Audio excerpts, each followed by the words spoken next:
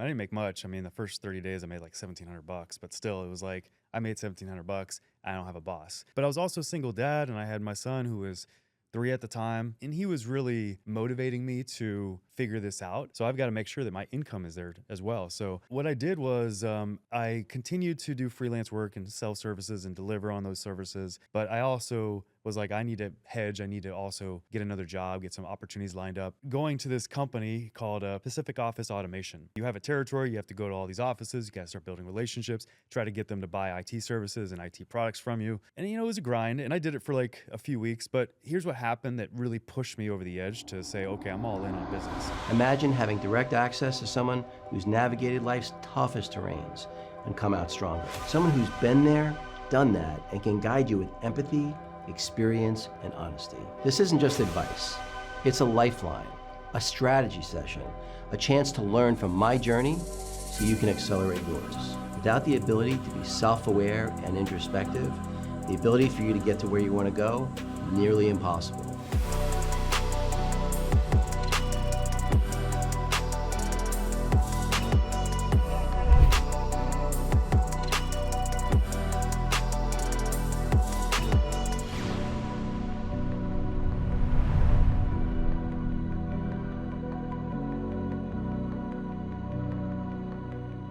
Hi, everybody. Welcome back to the David Guttman podcast. I'm actually remote here in Scottsdale, Arizona. A little colder than I expected, but I've got a really exciting guest today, Josh Marsden. So make sure I got this right. Army vet, best-selling author, e-commerce guru, MBA, M&A expert, single dad, Inc. 5000 entrepreneur, and getting ready for an IPO. Yeah, that's right. So what do you do in your spare time?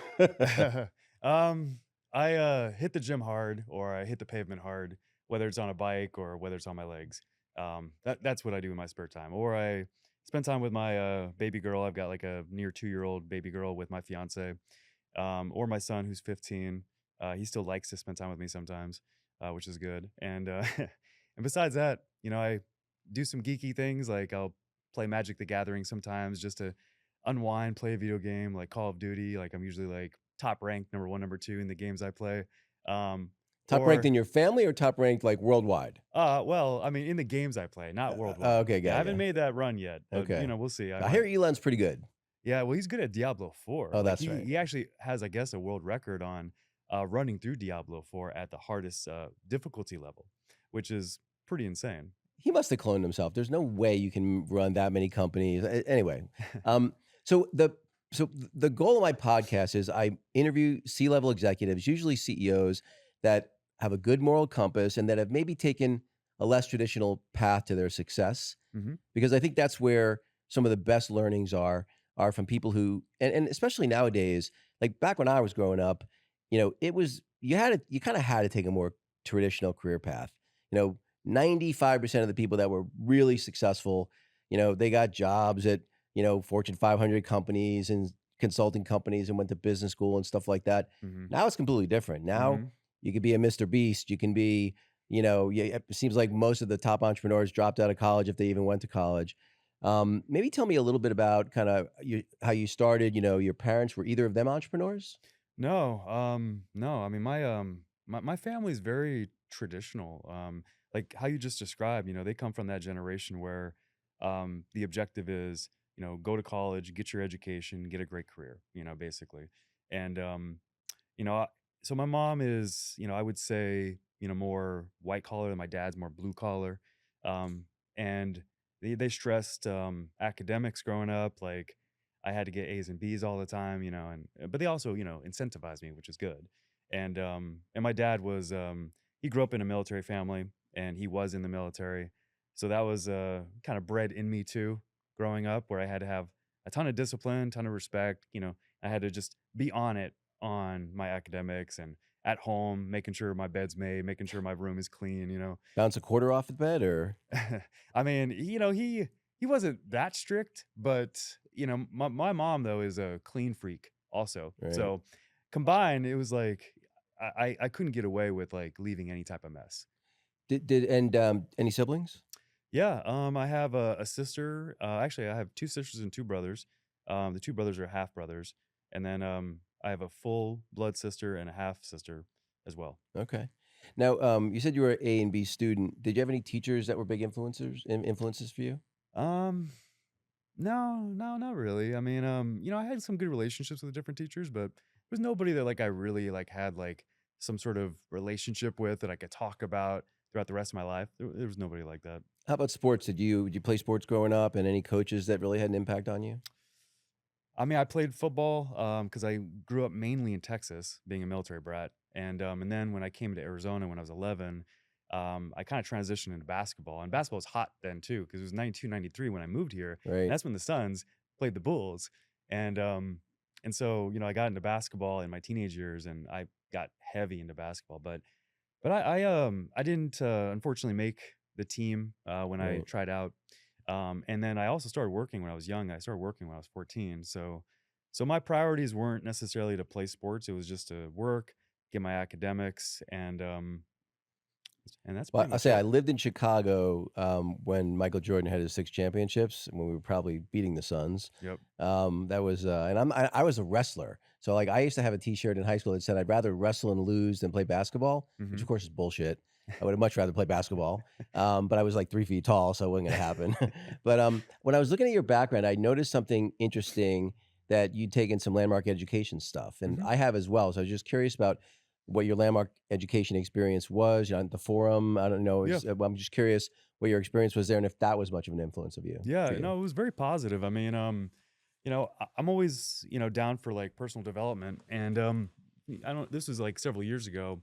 And I went through the landmark forum and and I used it as an opportunity to just grow and just learn how to think more critically and to be a little bit more considerate, of other people and also my own thoughts. And as being a landmark graduate, they basically teach you that, there's things in your blind spot that you don't really see. And instead of you going with the flow of your thoughts and just reacting, you need to pause, think through your thoughts and recognize that, your thoughts are not necessarily what you're going to do, and you can control like how you respond to those thoughts. Yep. And so I really appreciated, going through Landmark and just going through that exercise and just the whole 2.5, 3 days that they take you through to really understand yourself more. So this way you can be a better person moving forward. Yeah. When I was in business school, I had a mentor that had been like a landmark instructor, and then she had licensed their technology.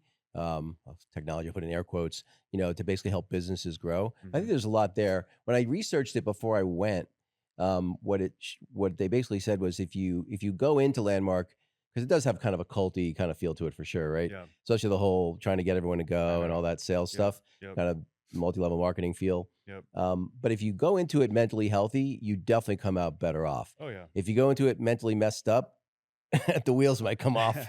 I mean, and that's like ayahuasca. I've done ayahuasca once, July Really, of it's on my bucket list. What was your experience? yeah, it was beautiful. It was July of 2020, and the way you just described it Right. is how I see it too, because I also saw how other people went through it and saw how they came out of it and heard their stories. Because a big part of the experience is afterwards, like after you've gone through the cycle. It's Integrating it. yeah, and just Yeah. talking through it. Like the two people that were running it, after we, drank it 2 nights in a row, after we, went through the effects and came out of it, and then we all got into a circle, started talking through it. Each of us took turns, and you would hear like, what they went through. And some people went through like literal hell to them. But I think it's just because they went into it, like you said, like maybe not in the best place, and they Right. had a lot they had to go through. Like luckily I was in a pretty good place at the time. And I was very spiritually clean, and I was disciplined. I didn't have any like vices or anything like that. And I just went through it, and I came out of it. This was the big takeaway for me. So the big takeaway for me was I reconnected with God and became a Christian again, Oh, because I saw God from that from experience. that experience. Wow. Like, because I had drifted for a time prior to that, and maybe about a year and a half, 2 years before that, I had a good friend of mine that introduced me to Taoism and gave me a Taoism book. Yeah. And I started reading it every day, meditating every day on it too. And so that kind of got me back into spirituality, but I still wasn't into being a Christian like I Right. was when I was younger, and that was the way I was raised too. But after I experienced ayahuasca and saw, a vision of God and my connection to God, after that I was like, okay, I'm going back to church. And Wow. I started going back to church. And then that was one thing I got from it. And then also on top of that, this is crazy, but I had this vision of me with a woman and a baby girl. Wow. And then that happened. Wow. Yeah. So That's amazing. Well, so you finish high school, AB student, military brat, and then you decided to go to the military also, I right? did. Yep. So what was the driving force behind that? And because how long were you in for? And Yep. Yep. I was in for 4 years. I went in the military because I wasn't completely an AB student throughout high school. Like, I was an honor student throughout most of high school. Sophomore, junior year, I definitely killed it, got A's and B's. But freshman year was like first year in high school. Plus, we just moved, and so I didn't know anybody, and so I didn't get great grades. I had like A's, B's, and C's, basically, maybe even one D. And then senior year, I fell in love, had a high school sweetheart, and I also um, joined in with a group of friends. And so for the first time in my high school experience, I've got like a clique, so to speak. I've got a group of friends that I can hang out with, and we're hanging out after school, and we're going out on the weekends. And it was the first time I experienced that. Hmm. And I completely just like lost my my focus on academics. And I in a way limped to graduation senior Hmm. year because my priorities were not right. And I still qualified for college and was able to enroll in college. I enrolled at ASU. But so after a year and a half of going to ASU, guess how many credits I had? Zero. I was gonna skip my zero was gonna be my guess. I know. It was like, so stupid, at that age, just again, like my They priorities say weren't youth is straight. wasted on the young, and they're not wrong. Yeah, my Yeah. priorities weren't straight. I started to party a little bit. I didn't get into drugs or anything, but I got into drinking a little bit and with friends. And I just didn't take it seriously. And then so after a year and a half, I dropped out and I started working, and I was like, okay, well, I need to do something to get back on track. And by this point, the girl and I from high school, we broke up. We broke up like 6 months into college, and so Mm. I think that also fed my failure my first time in college too. And so I just needed a good kick in the pants, and I needed to get back on track with life. And so my dad, he recommended that I join the military. And at one point I was gonna go full time. I actually first thought Marines, and then I thought Air Force, Navy, and then I ended up instead just going Army National Guard. This way I can come back to Arizona, I can go back to college, and the rest is history. Got it. So you weren't in full time, you were just in part time? Yeah. Got it. Yep. Okay. Now, I know, I'm not sure. I think it was pretty early in your career that you worked for Infusionsoft. Do I have that right? Yep. So you only mentioned it sort of indirectly. You said there was a weird story about when you got let go. Can you share that story, or do you have an NDA or something? No, it's fine. I mean, yeah. So this was this was early 2012. I decided to leave a corporate career at University of Phoenix. I was there for 7 years. I was fairly successful. I was making about six figures a year, and I won awards and things like that. But the University of Phoenix didn't have a whole lot of opportunities to grow financially or through leadership, just because there was just lots of challenges the business was having in 2011 and then 2012. So I decided to switch careers in early 2012 and go to Infusionsoft. I had some friends that basically kind of sold me on the prospect of going over there, and so I was a little humbled. I went from like manager to sales rep, and so I was taking a step back in my career, you could say, by doing that. And when I was at Infusionsoft, I was 108% to quota the entire time I was there selling. But my second manager and I, we didn't really see eye to eye, and I think part of it was he actually used to work at University of Phoenix, so we had a little bit of a relationship, a little bit, and I didn't really agree with how he was managing and leading the team, and he could see that, in my behavior and some of the things he was asking us to do, I didn't do, and so at the end of 2012, he pulled me into an office, and he was letting me go. I was like, what? And I took that opportunity to kind of sell him on giving me one more chance. Okay. And and he asked me to write an essay on why I was a good fit for Oh my Infusionsoft. God. Yeah, I know, I know, I know. It's a kind of a douchey move, Yeah. but you know what I did? I wrote an essay. Right. You know, I mean, I had experience doing it anyway. I mean, I went through, my bachelor's degree in business. I was writing tons of essays, and I was in my master's program writing essays. So, Right. I'll just bust out an essay. That's fine. So I busted out an essay that night, came in early the next day, had it printed out, gave it to him, and he flip-flopped on me. And at that point in time, he was like, he went back to he's letting me go. And I was like, okay, I'm not even gonna try to argue with this guy. I'm not gonna try to convince him that I should stay. And I just left. He did you a favor. I know he did. Yeah. Well, so I'm curious if there's anything you learned from that experience, because I've only been fired a couple of times, and definitely a suboptimal experience. So I'm curious if there's any lessons learned there. Yeah, I mean, I would say that it's not your way or the highway to be an effective leader. Everybody needs to be managed differently. Yeah. And maybe it works for him. Maybe he's had a decent amount of success doing it that way. But I do think though that you need to recognize the people that you have. It's like Phil Jackson of the Bulls, Yeah. right? He knew that there was a certain way to coach Jordan. Yeah. Because Jordan is a driven type A player. He doesn't necessarily need to be coached. He needs to be guided, maybe. Maybe there's some boundaries, but otherwise he can, flourish. But then you've got a Dennis Rodman, and you got to be a little bit more, close to him, making sure he's staying in line and being the role player that team needs to be. And in my opinion, that's the way you need to lead, your team. Is you need to empower them, you need to trust them, as long as they're performing, of course.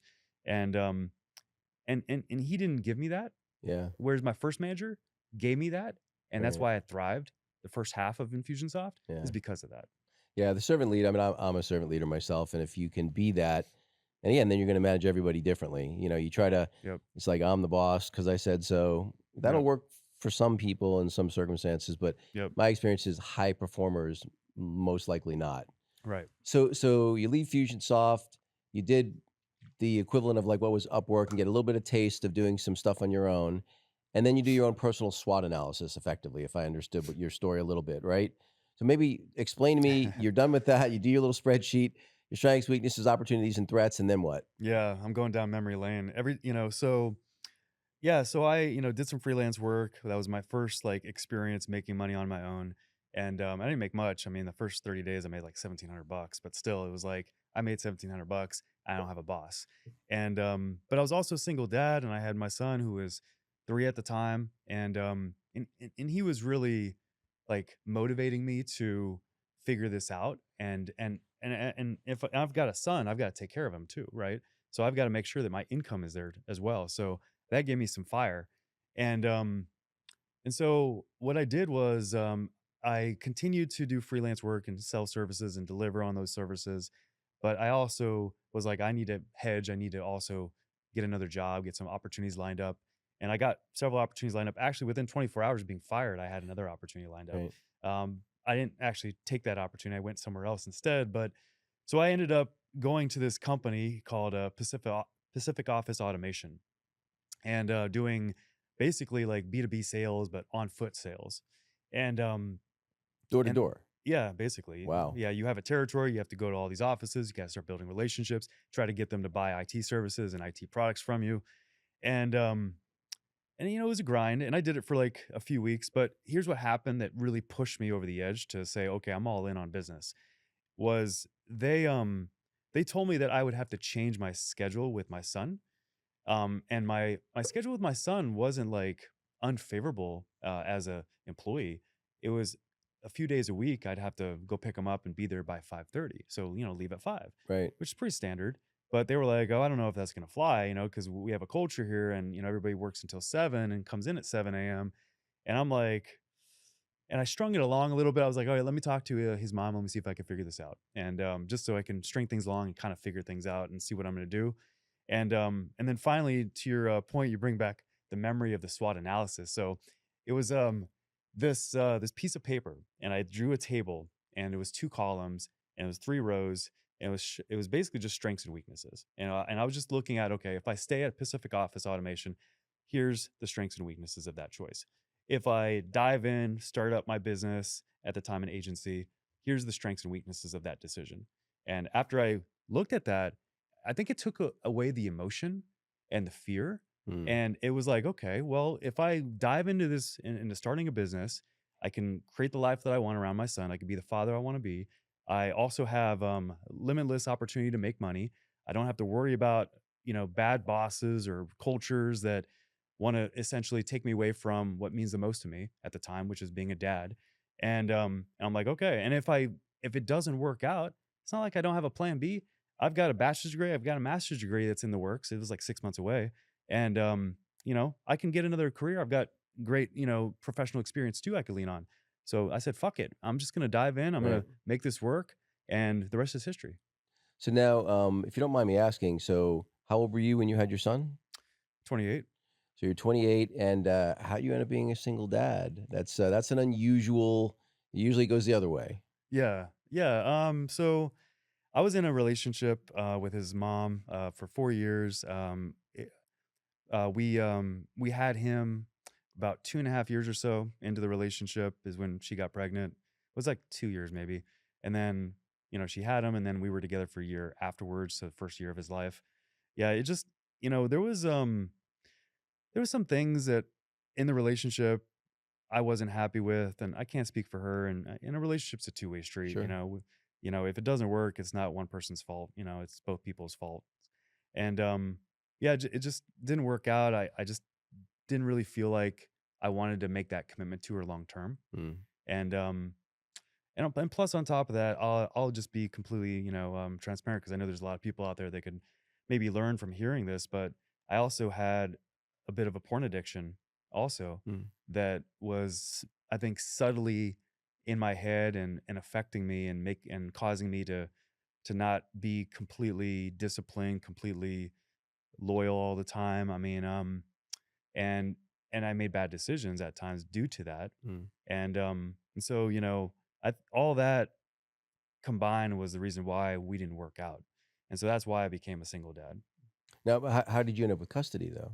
Oh, well, yeah, so I was a single dad actually at first the custody was terrible. Right. Um, she wanted default judgment, and I only had my son 9 hours Right. per week. It was terrible. And after we broke up, I got a lawyer, and I was able to get it to about 65-35.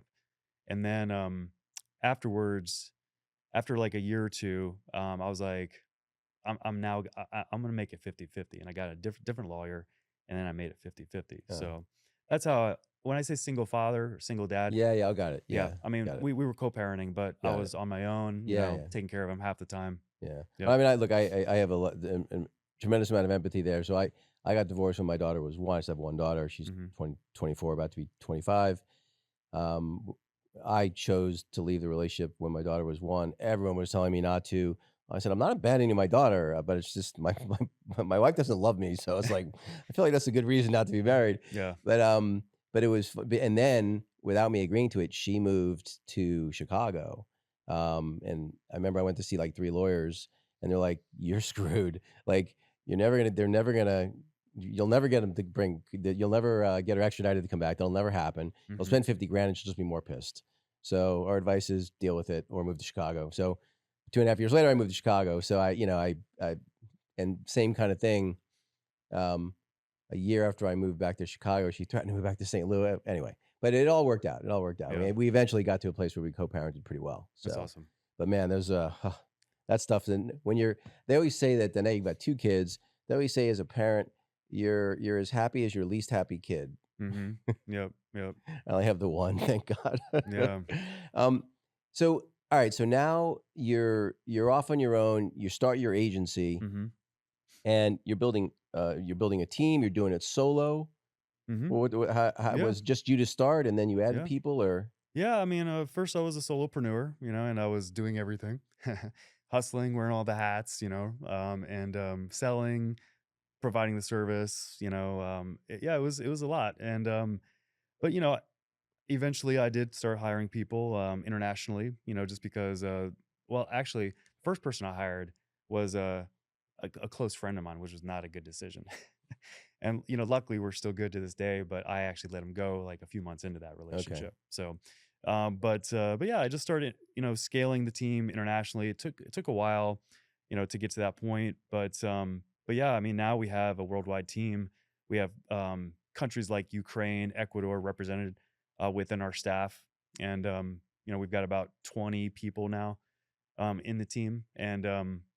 But yeah, I mean, I just knew that you can't do it all on your own, and I knew that very early, very quickly, and I just started to hire, and I listened to other people, and other people even told me on advice about hiring that hire before you're ready, because I was always a little bit afraid, like, can I handle it Mm, financially?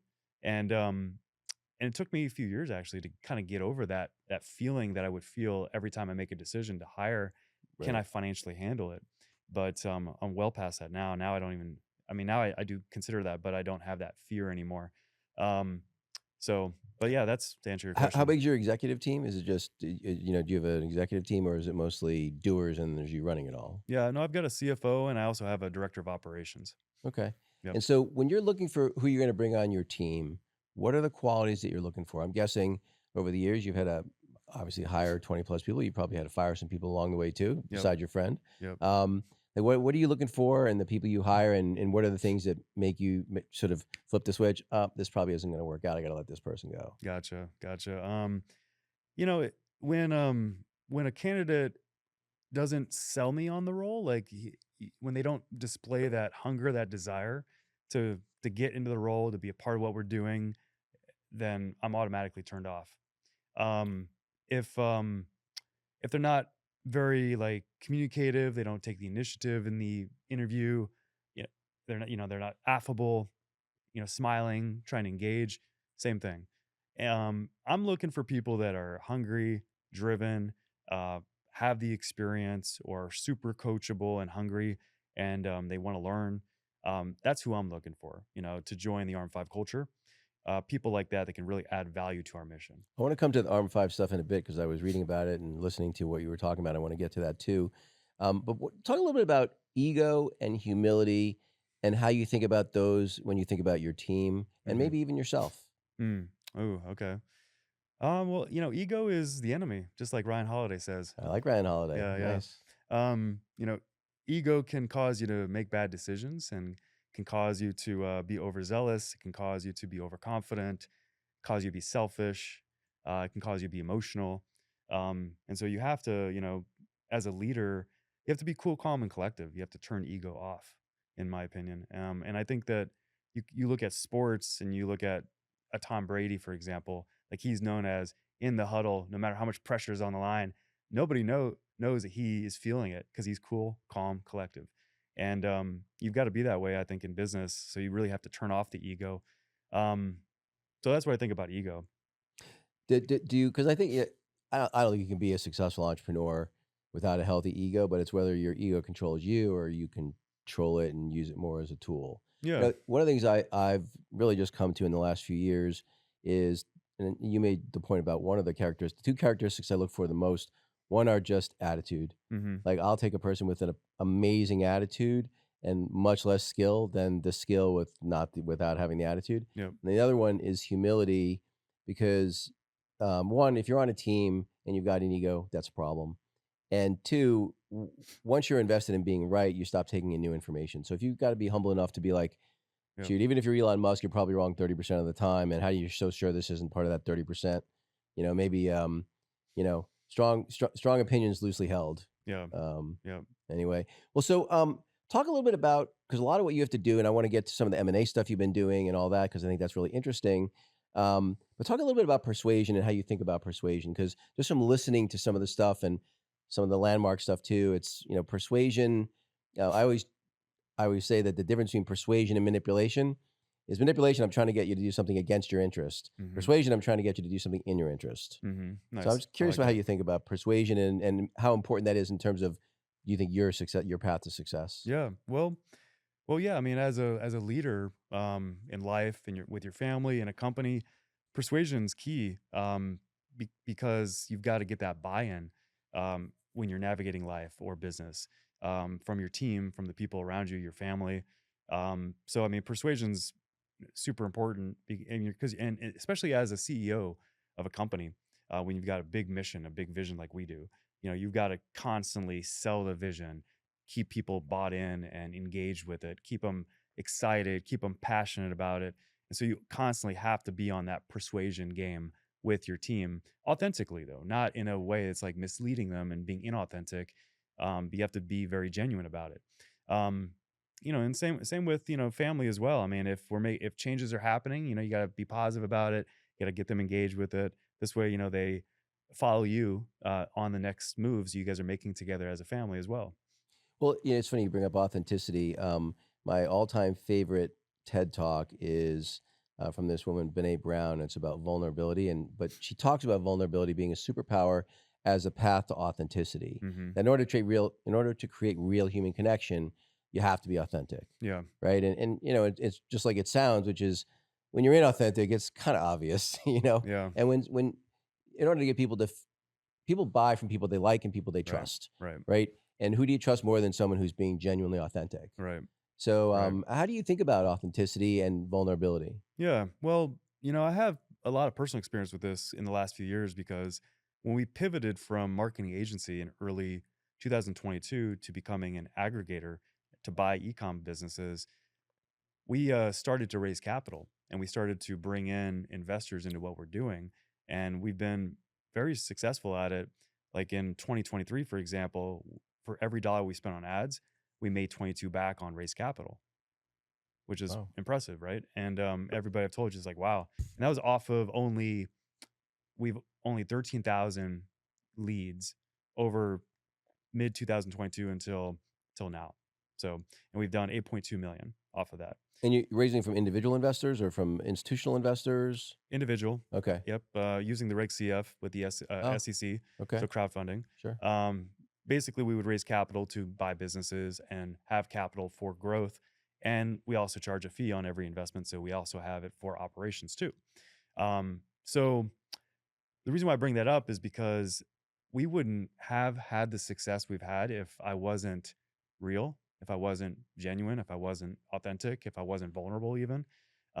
Because I'm on a webinar like every week with Right. my investing audience and our private community. Huh. And I'm constantly going over different opportunities or the business and the direction. And how I persuade, so to speak, is I persuade with genuine authenticity. And there's been times too where I've had to be vulnerable too. And like we had, for example, an end of the year webinar last year in December. It was like the last Friday of the year. And I was completely just vulnerable, transparent. We had struggles in 2024. Um, we were, I think we were just growing very, very fast. We came into 2024, we were hot. Um, we were in a good cash position. We doubled down on success and we made a number of decisions at the same time that just basically kind of didn't give us the results. And it was like a whirlwind of consequences basically. Hmm. And I learned from this experience that the pendulum swings very fast when you're around 8 figures a year. Right. When your payroll is 175,000 a month, one bad decision, one bad move, Yeah. just swings your pendulum. And then all of a sudden you're in a stress position as a company. Yeah. And we were dealing with that a lot in 2024. And so at the end of 2024, I had this webinar with just our invested investors, not our potential investors.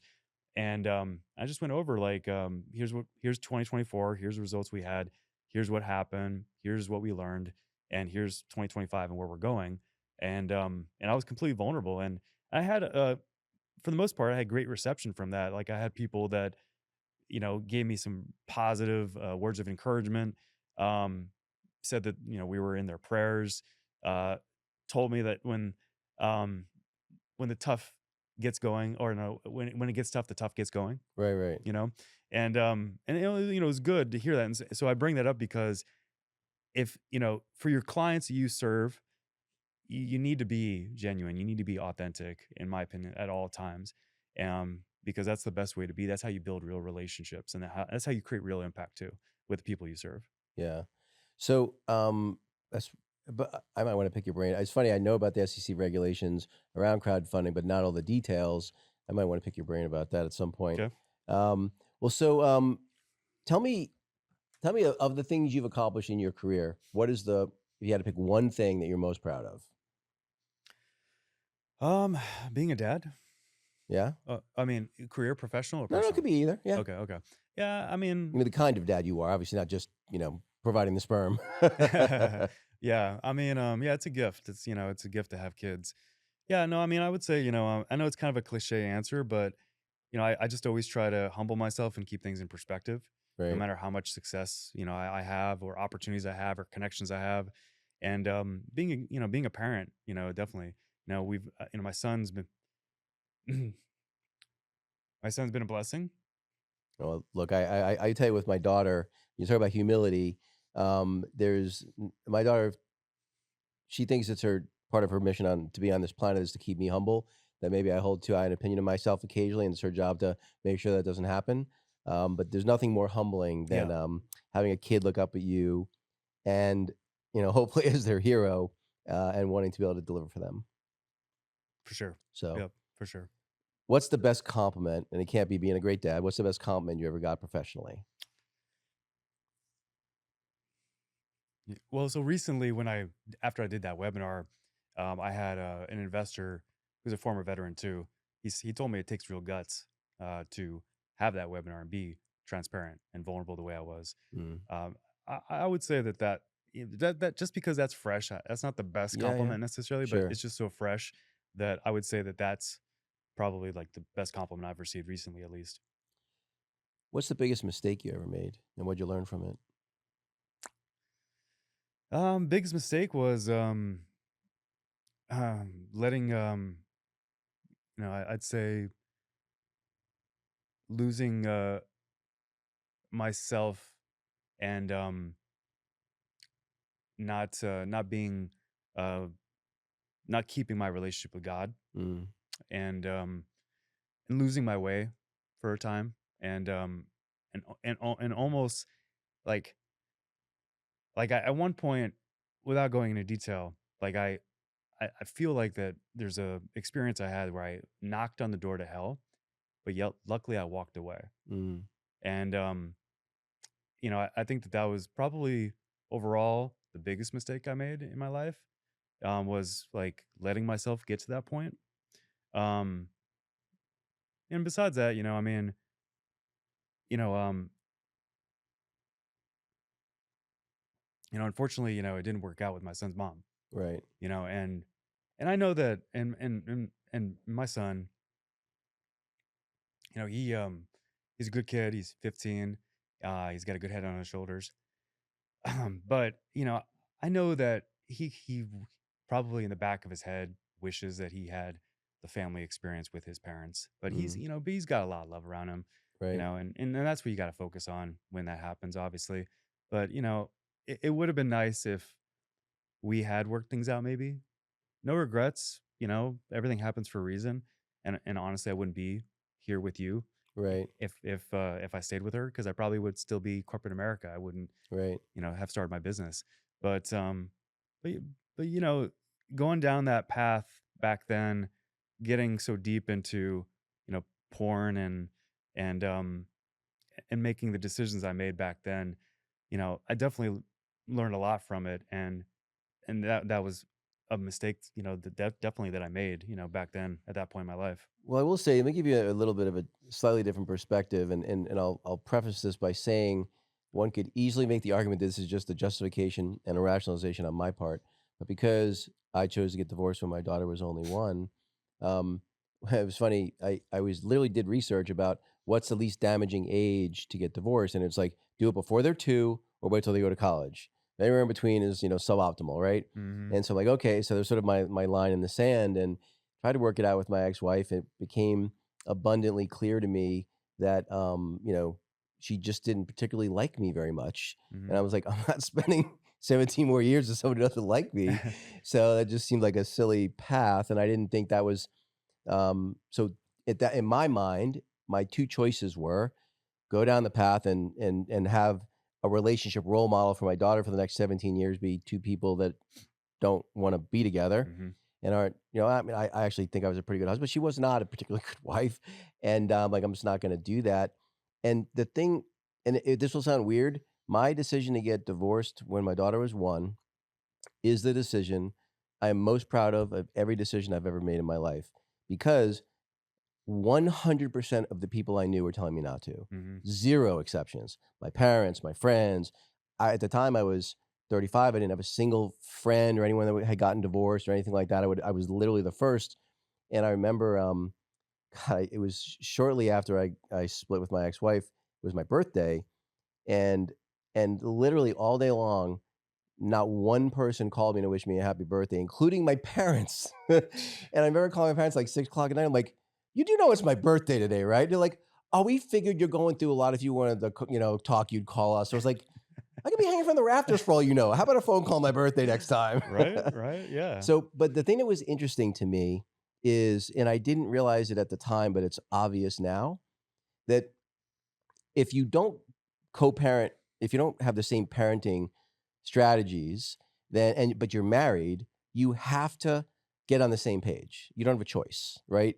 Mom can't say yes and dad can't say no the whole time, or nothing ever gets done, right? Right. But when you're separate, when you're divorced, the kid gets to see dad's lens that he sees the world through and how he deals with problems and people and his career, and how mom does it. And they can take the best of both, that whatever they decide. And so, and you don't have to be on the same page. Yeah. I mean, when my daughter, whenever she was at my house every other weekend, she would always sleep in her own bed on her own. When she was till she was 11, I think she slept in her mom's bed with her. Mhm. And your mom was like, "Oh, she won't sleep on her own." I'm like, "Yes, she will. You just have to tell her that's what she has to do." Man, I relate to everything you're saying right now because with my fiance, we went through some struggles when we first moved in together, and when she was pregnant and after she gave birth, and it's because of that. It's because of being on the same page, you know. And there's you have to compromise, obviously, when you're with um, the the mother of your child. There's going to be Of course. compromises.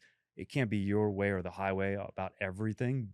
However, I do think though that both people need to think as wise as possible on how to get the best results, and can't lean on prior experience if the best results didn't happen, Right. right? And so there's been some conflict there. Not recently, we're good now, but we went through some tough times going through some of that conflict. And I think that what I've learned from that, just to share, is that you for one, it's not your way or the highway.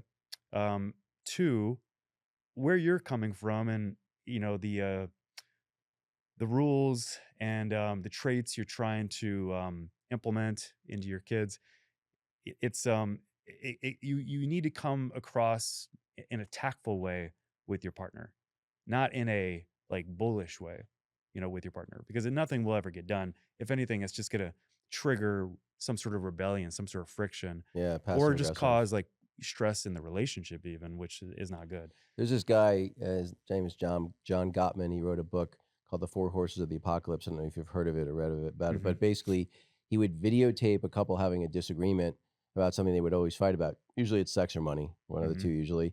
And he would be able to predict like 95% accuracy who would still be married in 5 years. They had the same videos reviewed by like the world's most renowned relationship experts, and they were only right like 50% of the time.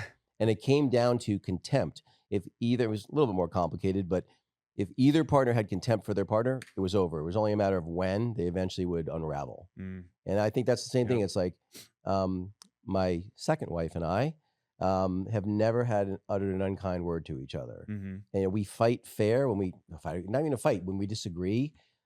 We always assume positive intentions. Yep. And oh my God, it makes such a world of difference. And with my first wife, I could do nothing right. I could do 100 kind and loving things, and one thing that she thought was insensitive or not empathetic, and I was a monster. And so I'm like, that's just no one bats 1,000. Uh-huh. Yeah. Yeah. Yeah. um, so you look like you're a pretty healthy and fit guy. Maybe talk a little bit about biohacking, anything like that. What are you into? I mean, yeah, I'm totally into all that. I do red light therapy every morning. Plus I meditate for 30 minutes. up to 30 minutes, depending on the morning. I read the Bible every morning. I'm actually this year in 2025, I'm going through reading the whole Bible in 365 days. So Wow. I'm using the Bible app, which is nice because it has like a plan for that. So I've been doing that. I'm caught up on that. So it's good. I'm so far on track. Just got to keep it going, obviously. And I also put myself into a sauna, cold plunge, almost every morning, but I've been kind of switching it up a little bit. Like there was a time maybe a year ago where every morning was like read the Bible, red light therapy, meditate, hit the sauna for 20 minutes, hit the cold plunge for 4 minutes, hop in a hot shower, and then eat, go to work. So you go sauna, then cold plunge. Yep. I do it the other way. You do cold plunge sauna? Yeah. Oh, okay. Uh, I've done that too, but I mean, I think you feel way better. I mean, going from sauna to cold plunge because when you're like hot and your body temperature is high, you've sweated and you get into a cold plunge and you feel like your body temperature, change and your body respond. I feel like it's just like refreshing. I should try that. I haven't tried it that way. Okay, And again, I haven't seen science one way or the other. I'm actually talking at this conference in April that Dave Asprey and Gary nice. Brecker are going to be at. So I'm really Yep, excited for that. Oh, and I'm yep, also going to Brian Johnson's got a Don't Die conference in Miami nice. in March. That because I just watched his Netflix video, I did too. which is cool. Yep. His relationship with his son was really sweet. I thought that was Yeah. I didn't quite that was I wasn't expecting that part of it. Yeah. So Yeah. It was great. Yeah. so Yeah. talk a little bit about your religious reawakening from your ayahuasca, because I'll preface this by saying that while I'm a very spiritual person, I was raised so Jewish on my dad's side, Roman Catholic Italian on my mom's side. Um, Celebrated all the holidays, but have never been religious, and it's something that, in fact, I have some really close friends back in Miami that are many of them are quite religious, and it's something I'm envious of. I'm Hmm. curious how you found your way back, and how do you the thing I struggle with the most is the whole concept of God having a plan for me, because I feel like I'm supposed to have one for myself. Hmm. I'm just curious how you feel about religion and maybe that topic specifically. Like, does God have a plan for you, or do you have a plan for you? Yeah, no, I think that we each have plans for ourselves, but we need to be open to possibilities. We need to be open to where God wants to take us, and we need to welcome it. And what that means, in my eyes, at least, is that instead of feeling that anxiety, the whole act of a relationship with God, a lot of it is not having the anxiety, um, not having the fear, because that all leads to the devil anyway. And it's letting go and trusting in your life and in the direction you want to go and in the work you're doing, and having absolute faith that you're gonna get there because God wants you to get there because He loves you. That's what I think of it. Okay. And I'm still growing in my religion and God and my relationship with God. But yeah, ayahuasca, like I said, it was just a trigger to get me back to something that I was raised on. My Mm, mom, um, who is God fearing, really like um, raised me with the Bible and had us reading the Bible with her, praying every Sunday. Like we didn't really go to church consistently. We went to church every now and then, right. but our church was at home. Our Mm, church was like getting together with my sister, who's 6 years younger, maybe, and reading the Bible and then praying on it and talking mm, through it, maybe. And so she instilled that in me. And in my 20s, when I went through like a little bit of my like rebellious stage, again, ego, getting the best of me. Um, I resisted some of that from her. And then in my 30s also. And then it wasn't until late 30s, early 40s where I made that pivot. And now every time she texts me something about God, I don't resist it, right. and because I appreciate it now. So that's how I think about religion and relationship with God and how it makes an impact on you. And it's true what they say, like they tell you a lot of people say that the entrepreneur journey is a spiritual journey, and it's true. I mean, I've experienced that because you go through so much challenges, so much stress, um, that you have to you either give in to that and make really bad decisions, or you don't, and you stay true to the foundation you have, and typically you strengthen that with some relationship with God, or if you're into another religion. Mm. And I've experienced that. So, I never drank alcohol till I was 35 because I helped my mom detox from alcohol when I was 9, and it freaked me out. Thought maybe it would be genetic. Turns out it's not. And then, mostly this is back about, I guess, about a year ago now, almost. I just said, oh, put on a couple pounds. I'm getting old. Let me, just go alcohol free for a while, get myself. And I was never a heavy drinker, but I went 8 months and I didn't drink a drop of alcohol, and I felt like my IQ went up 20 points. Hmm. And as a high functioning guy, I'm curious. Mhm. I'm curious how you think about alcohol. What I've decided to do for 2025, we'll see how it goes, is I've decided I'm going to allocate 6 days a year, and now I'm going to use them as currency. So basically, I got a buddy of mine that was going through a really difficult professional thing.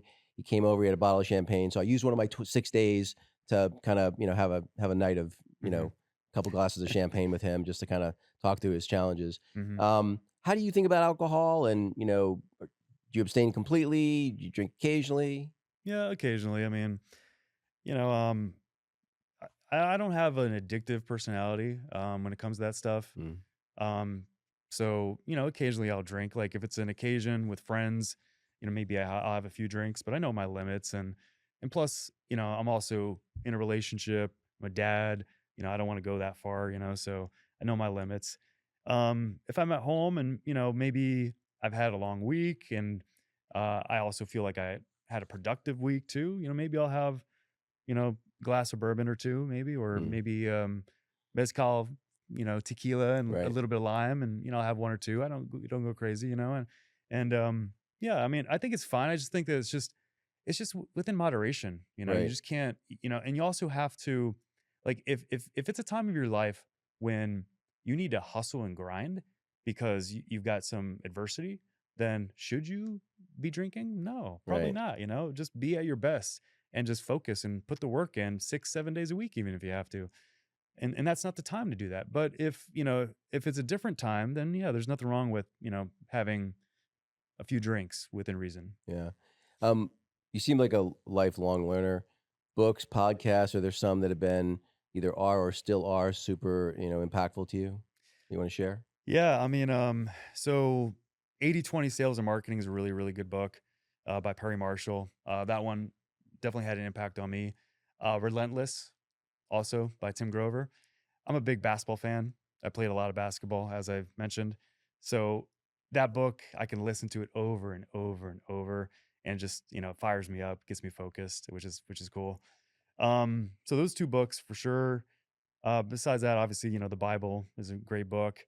Um, I'm reading a book right now called The Surrender Experiment. Oh, I love that book. Great Oh, book. you read it? Yeah, it's Yeah, yeah. fantastic. Yeah, yeah, I'm, like, halfway through, but yeah, I love it, and it's, short chapters, so you Yeah. can you feel like you're getting that dopamine Some hit. Ryan Holiday, maybe, right? Yeah, I've read lots of lots of him as well. He's got some good stuff. But yeah, I mean, I I always try to read or listen to at least, like, 2 or 3 books at any given time. So maybe talk a little bit about, because I want you to be able to plug what you're doing towards the end too, like, your Arm5 stuff, and talk about that and what makes it special, and maybe the kinds of businesses you tend to focus on. Yeah, yeah, for sure. So the Arm5 formula is a scaling methodology. So back in 2019, we really saw that the consistent strategies, processes, things we were doing with e-com clients were producing stellar results from paid advertising. And paid advertising is the number one traffic channel to grow any business. When you can do paid advertising, you can scale your business very, very fast. But the challenge is that most people can't do it at that level. They can't scale it very fast and see consistent profits, or the profits aren't enough. And so they can't spend that type of money. So you really have to have really good marketing and advertising systems in place. And that's what the ARM5 formula is. Mm. So we, as I mentioned before, we became an e-commerce aggregator in 2022, where we were then focused on finding established, successful, profitable e-com companies that we can manage, we can add our secret sauce to the ARM5 formula, we can scale them up, and then we could package them or sell them individually in the future is the objective. And so 2022, we learned a lot about buying businesses, what not to buy. Don't buy a beat up Chevy, for example, and think you can again, maybe your ego gets the best of you. You think you can take that and you can turn it into a massive winner. There's lots of challenges, with a beat up Chevy type business. So 2023 and beyond, that's where we really were on our game when it comes to what to buy. Our due diligence processes, our decision making process too, is now incorporating multiple people. So this way we can come to a consensus together. And so now, we're always buying really good businesses. We even have an advanced AI tool that our director of operations built out, that we basically will push through the financial statements of a business into the chat GPT. And then we'll also push through the offer we want to make on the business to buy the business. And then it'll give us all this feedback and tell us, we need to change this in the offer to make the debt service ratio better, for example. So this way we're setting ourselves up to win with every single company that we purchase. You remind me of a guy. I did a podcast. So I was in Kuala Lumpur last year, towards the end of last year. I don't know if you know the Nomad Capitalist, but it was before the election.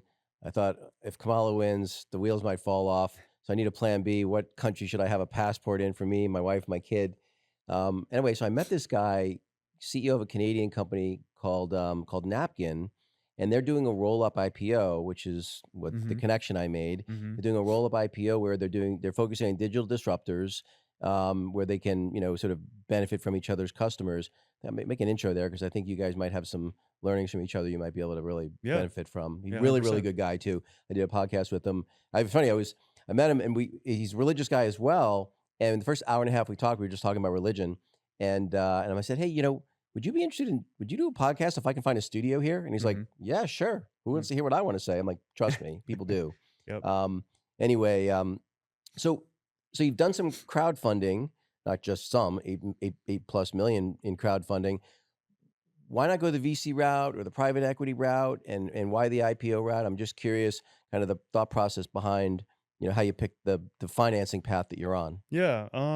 Well, as I mentioned, like 2024, second half of it, were filled with a lot of challenges, a lot of adversity, a lot of struggles, lots of work hours.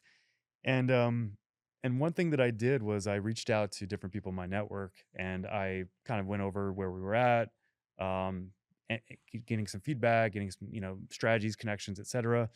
And that led us to considering going public, because prior to that, it wasn't even in our vision to become a public company. We always wanted to remain private. We actually were considering moving from a Reg CF to a 506D and doing a private equity fund instead, and doing several of those for e-com, SaaS, you name it. But I was looking for solutions to continue to move the ball to the goal line, and to take care of our investors. So I had these conversations with a few different people, and that led us to coming to a consensus that we're going to drive towards going public. It's very much like, and a lot of times in life, when you're going through times, challenges, life leads you to a place that ends up being a very positive place, but it comes out of nowhere. And that's exactly what this was. It literally came out of nowhere. And then at that point I was like, okay, well, let's drive to a NASDAQ listing. Let's just drive to a major stock exchange. And so no, you're not going to do a SPAC. You're going to do a regular IPO. A SPAC is just like it's already publicly. Yeah, you basically reverse merge into it or something. Yep. We almost did that actually at the end of last year. Okay. We pulled out of it at the last minute. Okay. We believe it was the right decision. Because we were being led by an investment banker into the OTC exchange, which is like pink slip stocks. And there's no money there. Basically. I think that was a smart move. Yeah, I think so too. And I think that there was I think that this investment banker wasn't showing all his cards, wasn't saying like, I'm going to make some money by doing this. Yeah, exactly. And you could sense it, you can just sense that with people sometimes. And I had other people telling me that too, and I'm a little naive sometimes, but luckily I did listen to people. And first week of the year, I cut that off, said, nope, we're not going down that path. We're not going to continue to work with you on this, wish you the best. And then we started to link up with a different company in person, directipo.com. And I know the owner. I've become pretty good friends with the owner. He's actually based out of Miami. I can introduce you if you want. I love that. Yeah, he's awesome. And so now, he's kind of guiding us and helping us get to the finish line. And we actually had a Is it that guy Chris, or is that somebody else? no, his Oh, name's Brad. okay. Yeah. And we had a really good meeting yesterday, actually, and we have this follow up meeting today. So I'm really excited for. I'm not gonna say anything, but let's just see what happens. But it could happen very fast here in the next 3 to 6 months. So I'm guessing just from some of the things you've alluded to in our conversation today, and some of the things I heard you say online, that you've had some mentors along the way. Who's been the most impactful mentor, and maybe what are the one or two sort of biggest gems that you've learned from that mentor? Yeah, yeah. I've been blessed to have a lot of great connections and great mentors over the years. Um, I wouldn't say like one sticks out necessarily, but there's a lot of mentors that I've definitely admired and have continued to admire since. Um, like I worked with Ryan Levesque, New York Times bestselling author, Mhm. 7-time Inc. 5000, maybe even 8-time. He would probably correct me if I said that. And that was really cool kind of early on in my career because it was 2016 and I started in 2013. Even guys like Roland Frazier and Ryan Dice, and Roland has been a little bit more of a friend. Ryan's a little bit more guarded, but they were instrumental in my early success in late 2014 when I first started working with them, and and because of that, I'm now doing some incredible things with Roland here in April, for example. Like he's one of our headliners at our first live event, which is pretty awesome. Is that Which going to be here in Arizona? no, San Diego. Oh, okay. Yeah, I highly recommend you be there. Well, if I get an invite, I'll be there. Yeah, we've got some stellar people. I mean, it's the lineup is nuts. It's Yeah. nuts.